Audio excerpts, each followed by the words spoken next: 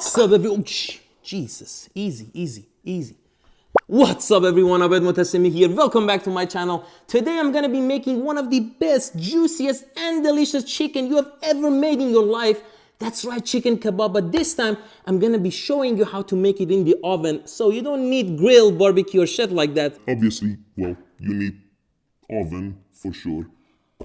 If you're new here, love cooking and baking, you haven't subscribed yet, come on, man. Do it right now. Subscribe to my channel. Let's begin. Hello dudes, there are too many recipes and ways to marinate chicken kebab, and today I'm gonna be teaching you the authentic Persian chicken kebab with a tiny twist of mine, which I believe it makes it even a lot better. First thing first, slice one large onion thinly, very thin, okay? You can use yellow or white onion, but do me a favor and do not use red onion because it's too acidic, you know, it's too much. Next, slice one big ass green bell pepper thinly, very easy, right? Wrong, you might cut your fingers, so you better be careful. Place both sliced onion and bell pepper in a big bowl and put it aside for now. Now it's time to say hi to the girl, I mean the chicken. That's why I'm using another cutting board, because it's very necessary when it comes to chicken. Here I use chicken tenders, but you can use chicken breast or thigh instead. However, the most important thing here is to have the same thickness for the chicken slices, because that way they cook evenly, and that's another reason that I use chicken tenders. So remember, this is very important. The thickness of your chicken slices must be between 1/2 to 3/4 inch to ensure getting an amazing juicy kebab. Pro tip, guys, if you want to make professional good looking kebabs, you must have equally sized chicken slices.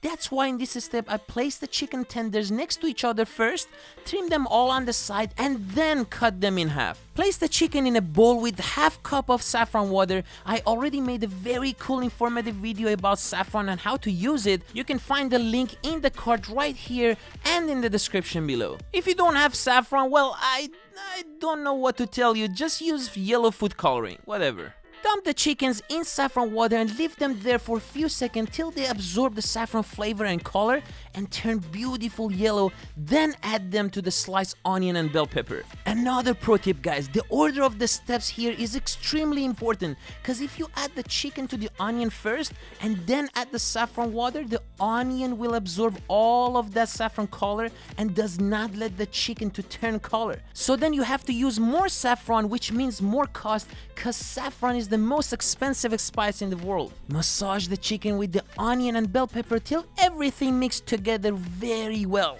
Alright, in a separate bowl, juice 2 to 3 limes or lemon, which add a nice acidity to the chicken, also help with tenderizing the meat. Add 2 full tablespoons mayo to the lime juice, and by the way, this is a homemade mayo. You can find the video right here. I promise if you know how easy peasy and delicious homemade mayo can be, you would not buy mayo anymore. You can check out that video too right here. Add 1/2 tablespoon mustard, any mustard would work, not a big deal. Add 1 big tablespoon sea salt, and don't freak out, we're not gonna be eating all of this salt, it's just to marinate our baby chicken. Add a 1/4 tablespoon cayenne pepper, and here's my little twisted recipe. Add 2 tablespoons hot sauce. The original recipe does not have hot sauce, but this takes your chicken kebab to another level. Just trust me on this. Add a 1/4 cup olive oil to the rest of the ingredients, and finally add 1 tablespoon heavy whipping cream.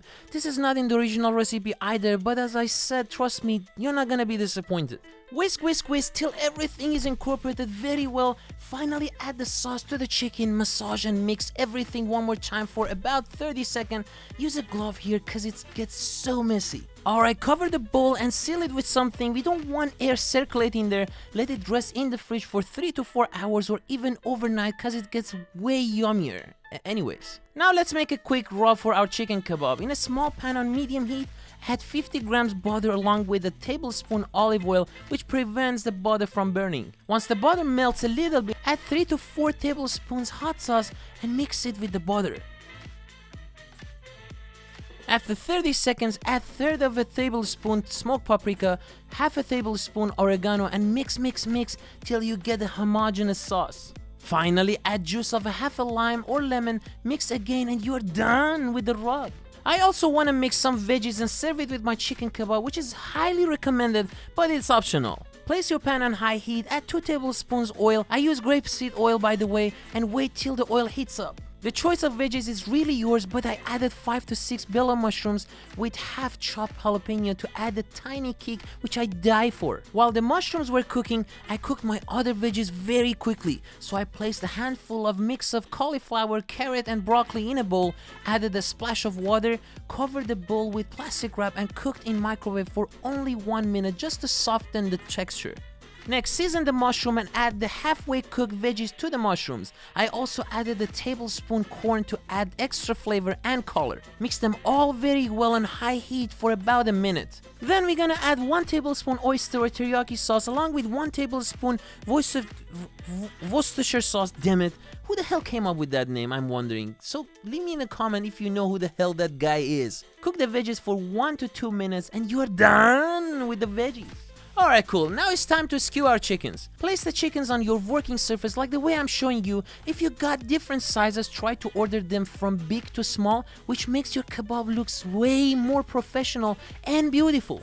The number of pieces of meat you want on your skewer is also important and depends on the size of your grill or oven and the skewer size, but usually 6 to 12 pieces is a standard sweet spot. You can use any kind of skewer like stainless steel, aluminum, wood, or frankly anything that is rigid enough to hold the chickens without breaking.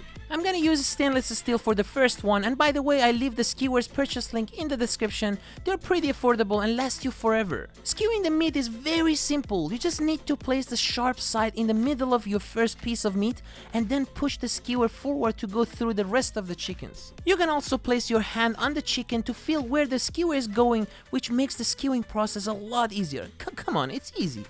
Press the meats down with your hand gently and make sure you don't leave any space between the pieces. Trim the meat one more time, which makes your kebabs look more professional and most importantly prevents the edges from burning. You can do the same thing with wooden sticks, however I use 2 sticks to stop the meat from turning. I recommend metal skewers over the wood for a few reasons. Metal conducts heat, which means the inside of the meat cooks simultaneously. Also, they are reusable and don't burn like wood. Alright, I want to make some grilled tomatoes as well, which is a traditional veggie and comes with almost all types of kebabs in Persian cuisine. Sprinkle some salt on the tomatoes, place all of the skewers on the baking tray and just make sure to leave a space between the meat and the tray so you don't want the meat touch the tray at all. Preferably you want to cook kebabs on a charcoal grill, but today is all about making kebabs that anyone can make at home in the oven. So turn on the broil to the maximum degree, mine is 500 degrees of Fahrenheit by the way, and place the baking tray right under the broil, which is the very top level of your oven.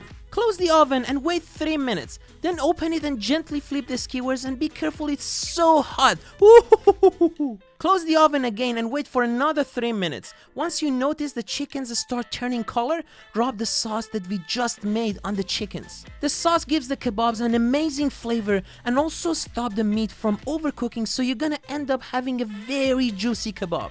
Rub the sauce generously on both sides and close the oven for another 2 minutes. Repeat the sauce rubbing step one more time, flip the skewer, let the chicken cook for 1 minute and you're done! Take the chicken kebabs out of the oven and let them rest for about 2 minutes, cause just like steak, the chicken is still cooking inside, and if you touch it, the juice will come out of it and that dries out your chicken.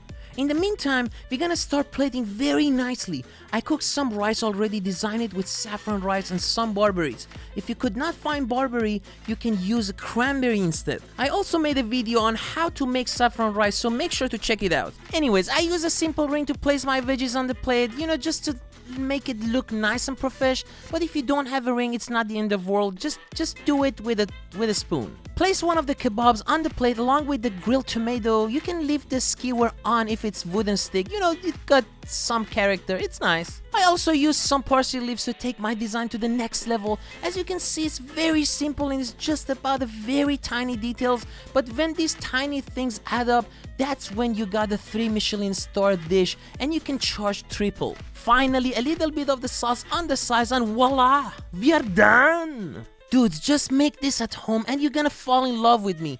And if you won't, that's something definitely wrong with you, that's for sure. Before you run to make this, let's satisfy our eyes with some B-roll.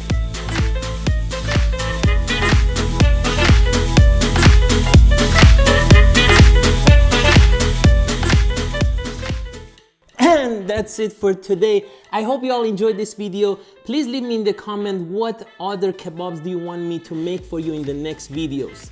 Also, don't forget to subscribe to my channel by simply clicking on my picture and watch the next video right here. Thank you so much and see you all next time.